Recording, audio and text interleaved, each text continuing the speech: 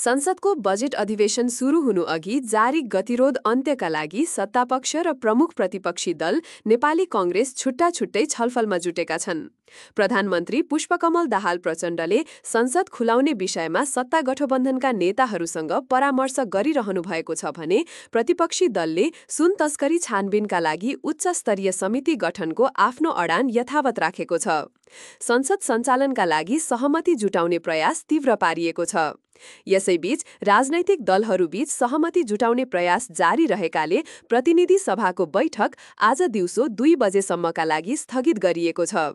सभामुख देवराज घिमिरेले दलहरूलाई सहमतिका लागि थप समय दिनुभएको छ र दलहरू आन्तरिक छलफलमा व्यस्त छन्। संसदमा जारी अवरोधका सन्दर्भमा सभामुख देवराज घिमिरेले भिजिट भिसा प्रकरणलाई लिएर सदन अवरुद्ध गरिरहेका विपक्षी दलहरूलाई गृहमन्त्री रमेश लेखकलाई सदनमा बोल्न दिने वातावरण मिलाइदिन आग्रह गर्नुभएको छ। विपक्षीले यस प्रकरणमा गृहमन्त्रीको राजीनामा माग्दै सदन चल्न नदिएको अवस्थामा सभामुखले सदन सुचारू गर्न गृहमन्त्रीलाई सुन्नुपर्ने बताउनु भएको छ। भिजिट भिसा प्रकरणकै सन्दर्भमा प्रमुख प्रतिपक्षी दलले पनि छानबिनलाई तीव्र बनाएको छ। श्रम ऐन 2064 जारी भएपछि गृहमन्त्री भएका सबैमाथि छानबिन गरिने प्रतिपक्षले जनाएको छ, जुन भिजिट भिसा दुरुपयोगका घटना बढेपछि चालिएको कदम हो र यसबाट प्रकरणको सत्य तथ्य बाहिर आउने अपेक्षा गरिएको छ। यसैगरी यातायात क्षेत्रमा सरकारको एक निर्णयको विरोध भइरहेको छ।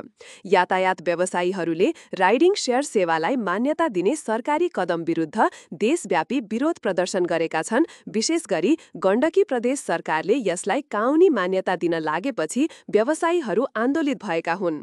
सरकारी निर्णय सर्वोच्च अदालतको पूर्व फैसलाको प्रतिकूल रहेको उनीहरूको दाबी छ। अहिलेको लागि अपडेटेड नेपालीको प्रस्तुति यही समाप्त हुन्छ। तपाईहरूलाई समाचारहरू कस्तो लाग्यो कृपया आफ्नो सुझाव र प्रतिक्रिया कमेन्ट बक्समा लेख्न नभुल्नुहोला। यदि तपाईँ हामीलाई युट्युबबाट हेर्दै हुनुहुन्छ भने कृपया च्यानललाई सब्स्क्राइब गरी हामीलाई साथ दिनुहोस्। साथै अन्य सामाजिक सञ्चार प्लेटफर्महरूमा पनि हामीलाई फलो गर्न नभुल्नुहोला। फेरि भेट्नेछौँ ताजा खबरका साथ। हामीलाई साथ दिनुभएकोमा धेरै धेरै धन्यवाद।